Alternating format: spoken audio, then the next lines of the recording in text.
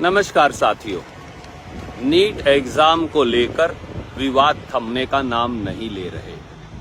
NEET exam को लेकर 24 लाख बच्चों, उनके माता पिता और लाखों करोड़ों और देश के बच्चे जो डॉक्टर, डेंटल डॉक्टर बनना चाहते हैं, उनकी मन की शंकाएं खत्म नहीं हो रही।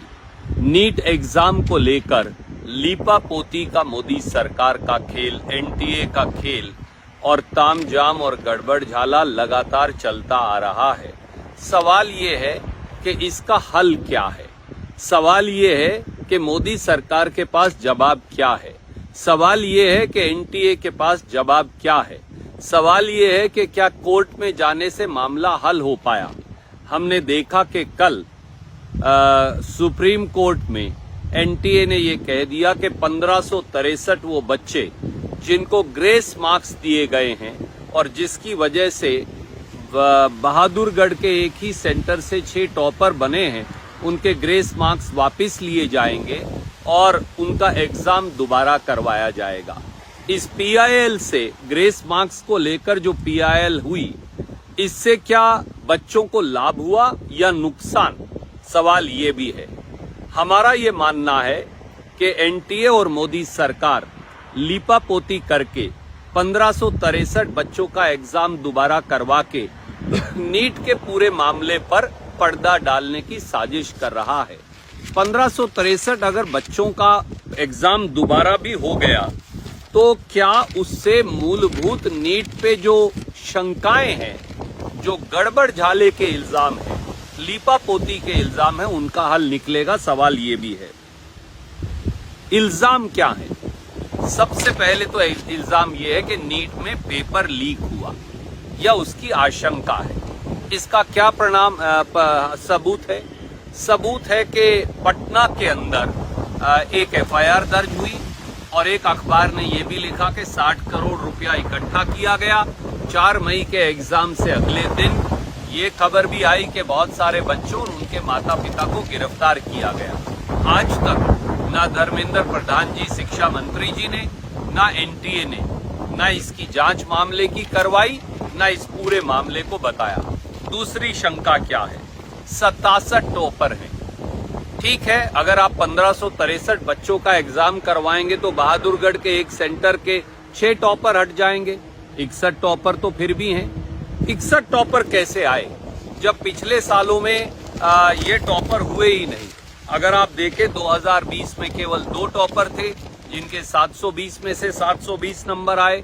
2021 में 3 टॉपर थे। 2022 में जो टॉपर है उसके केवल 715 नंबर आए। 2023 में 2 टॉपर थे और 2024 में 67 टॉपर हैं। तो अगर 6 निकाल भी दें तो 61 टॉपर फिर भी हैं। ये कैसे संभव हुआ? इसका कोई जवाब ना सुप्रीम कोर्ट में दिया गया, ना लोगों को बताया गया। तीसरी बात जो सबसे महत्वपूर्ण है, मार्क्स वर्सेस रैंक। इतने ज्यादा नंबर आए हैं कि पूरी रैंक का तरीका गड़बड़ा गया। नीट में लगभग हम सब जानते हैं कि 1 लाख डॉक्टर की पोस्ट है और उसके लिए 24 लाख बच्चे एग्जाम देते हैं। 55,000 पोस्टें वो हैं जो गवर्नमेंट कॉलेजेस में हैं, यानी सस्ती फीस पर नौकरी पेशा मध्यम वर्ग गरीब SC/BC का बच्चा डॉक्टर बनने का सपना पूरा कर सकता है सस्ती रियायत पर। उनका क्या होगा जब रैंक्स वर्सेस मार्क्स इतने ज्यादा हो जाएंगे? या उसका आपको मैं एक उदाहरण देता हूं। क्या हुआ? वो बहुत अपने आप में एक चौंकाने वाली बात है और उसका कोई जवाब भारत सरकार के पास नहीं है। अब आप देखिए, अगर किसी बच्चे के 600 नंबर हैं तो 50,000 अगर गवर्नमेंट कॉलेजेस में सीट है तो उसे आराम से दाखिला मिल जाता था। 2022 में जब नीट का एग्जाम हुआ तो 200 नंबर लेने वाले बच्चे जो थे वो 20,517 थे, यानी 50,000 गवर्नमेंट कॉलेज की सीट में आराम से नंबर आ जाता था। 2023 में 28,000 ऐसे बच्चे थे, पर 2024 में यानी इस साल 80,468 बच्चों के 600 नंबर आए हैं। तो अगर 80,468 बच्चों के 600 नंबर आए हैं तो 50,000 गवर्नमेंट कॉलेज की सीट्स पर उन्हें दाखिला कैसे मिलेगा? इस सवाल का जवाब ना धर्मेंद्र प्रधान देते, ना प्रधानमंत्री जी देते, ना एनटीए देता। एक और उदाहरण देखिए, अगर किसी बच्चे के नीट में 650 नंबर आए 720 में से, तो साल 2022 में केवल 4246 ही ऐसे बच्चे थे, यानी बेस्ट कॉलेज के अंदर उन्हें दाखिला 650 नंबर पे मिल जाता। 2023 में 6800 बच्चों के इतने नंबर आए, 650। अब 2024 इस साल क्या हुआ? 21,724 बच्चों के 650 नंबर आए।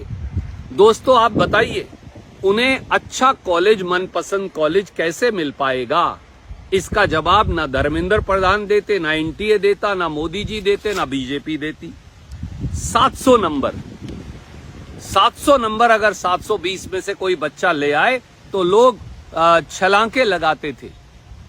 2022 में केवल 49 बच्चों के नीट में 700 नंबर आए, यानी 50 के भी नहीं आए। 2023 में 294 बच्चों के आए, और इस साल क्या हुआ? 1794 बच्चों के 700 नंबर आए हैं। तो क्या होगा बच्चों का? इतने अगर नंबर आएंगे, उनको तो रैंक कभी मिल ही नहीं पाएगी। और देखिए, 710 नंबर इस साल 407 बच्चों के आए हैं, पिछले साल केवल 27 बच्चों के आए थे। 715 नंबर 720 में से सेकंड हाईएस्ट रैंक है। आप अगर देखें, इस साल 225 बच्चों के आए हैं। किस प्रकार से ये रैंक वर्सेस मार्क्स का जो अंतर है ये दूर होगा, इसका कोई जवाब नहीं देते।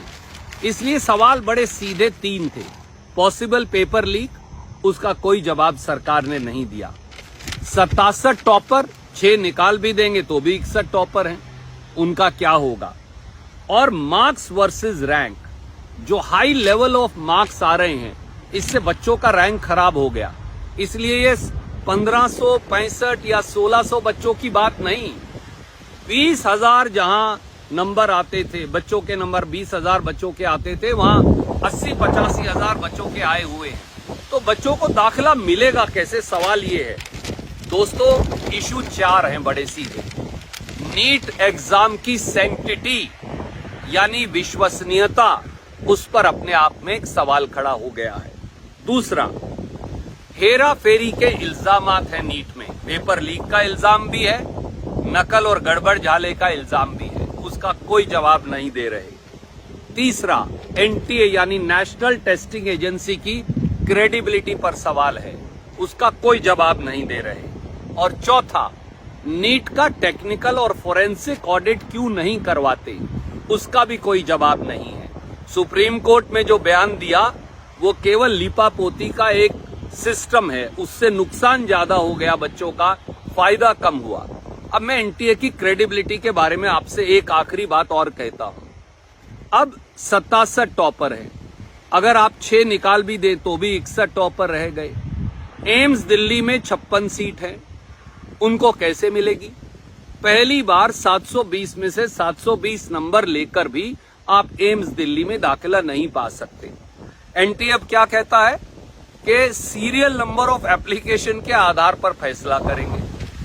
कल को आप बोलेंगे मैं कैसे कपड़े पहनता हूं इसके आधार पे करूंगा, मेरा कद क्या है इसके आधार पे करूंगा, मेरे 10वीं या 12वीं में नंबर क्या है इसके आधार पे करेंगे। ये कौन सा क्राइटेरिया है टॉपर में से टॉपर चुनने का? ये बड़ी अजीबोगरीब बात है। ये दिखाता है कि दाल में काला नहीं, पूरी दाल काली है।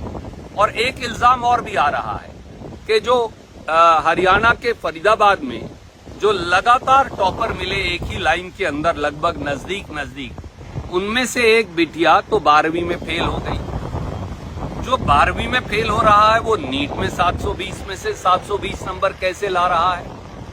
क्या पेपर लीक हुआ था पटना में? क्या 60 करोड़ रुपए बांटे गए थे? एफआईआर जो दर्ज हुई उनका क्या हुआ? इनमें से किसी बात का जवाब ना मोदी सरकार दे रही, ना शिक्षा मंत्री धर्मेंद्र प्रधान दे रहे, ना एनटीए दे रहे, और ना इसका हल सुप्रीम कोर्ट में निकल रहा। एक ही हल है साथियों कि नीट की विश्वसनीयता, क्रेडिबिलिटी और उसकी एग्जाम की सैंक्टिटी दोबारा साबित करनी पड़ेगी। उसका सीधा हल है 8 जुलाई को सुप्रीम कोर्ट में मैटर लगा है, उससे पहले नीट एग्जाम का एक इंडिपेंडेंट फोरेंसिक ऑडिट हो, यानी एक एक बात की जांच हो, टेक्निकल ऑडिट हो, और अगर जहां गड़बड़ झाला हुआ, हेरा फेरी हुई, उसकी दूध का दूध पानी का पानी सामने आए। नीट पर पर्दा डालना सॉल्यूशन नहीं, केवल सुप्रीम कोर्ट इसका हल नहीं निकाल सकता। सरकार में अगर हेरा फेरी नहीं की, अगर एनटीए में हेरा फेरी नहीं है, अगर दुर्भावना नहीं है, अगर आशंकाओं को दूर करना है, तो नीट का ऑडिट करना पड़ेगा, टेक्निकल भी फोरेंसिक भी, और उसी से हल निकलेगा और इसकी इंडिपेंडेंट जांच होनी चाहिए। कांग्रेस पार्टी ने तो ये कहा है, पर याद करिए ये सारी बातें 6 जून को सबसे पहले मैंने उठाई थी। आज 6 जून के बाद देख लीजिए हम 14 जून पर आ गए। एक के बाद एक परतें खुलती जा रही हैं, पर सच्चाई सामने नहीं आ रही। नीट एग्जाम 24 लाख बच्चों के भविष्य का सवाल तो है ही। इस देश में जहां बच्चे के सर पर लोन लेकर माँ बाप उसे कोटा और कोचिंग इंस्टीट्यूट्स में भर्ती करवाकर माँ बाप वो अपनी जिंदगी दांव पर लगाते हैं, क्योंकि जितनी सीटें चाहिए डॉक्टर की, जेई की, दूसरे एग्जाम की, वो है नहीं। तो ऐसे में ट्रांसपेरेंसी क्यों ना हो, पारदर्शिता क्यों ना हो, जवाबदेही क्यों ना हो, गड़बड़ झाले से परते क्यों ना उठें, आशंकाएं दूर क्यों ना हो, ऑडिट क्यों ना हो, इन बातों का जवाब मोदी सरकार को देना पड़ेगा, क्योंकि यही राष्ट्र हित है। जय हिंद।